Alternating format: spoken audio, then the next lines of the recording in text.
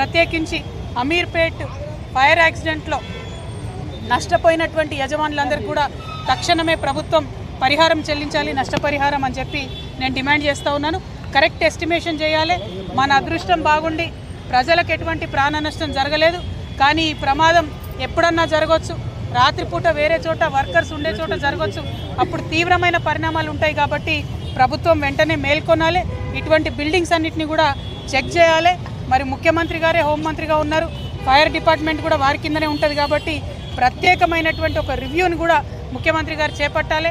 ఏ జ్యూరిస్డిక్షన్లో fire engine ఎటు రావాలి, సిబ్బంది ఎటు పోవాలనేటటువంటి కన్ఫ్యూజన్ లేకుండా కూడా చేయాలి.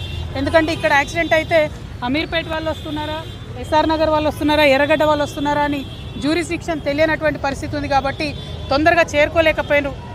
నడి హైదరాబాద్లో అమీర్పేట్ సెంటర్లో ఫైర్ డిపార్ట్మెంట్ వాళ్ళు రావడానికి గంట బావు పడితే మరి మనం ఎట్లా హైదరాబాద్ సిటీని కాపాడుకుంటామన్న విషయాన్ని కూడా ప్రభుత్వం ఆలోచన చేయాలి. యాక్సిడెంట్ అయిన 9 to 10 minutes లోపల ఖచ్చితంగా ఫైర్ ఇంజన్లు వచ్చే విధంగా హైదరాబాద్ అంతటా కూడా మనము చేసుకున్నప్పుడే ప్రజల యొక్క ఆస్తిని కాపాడగలుగుతామని కూడా తెలియజేస్తున్నాము.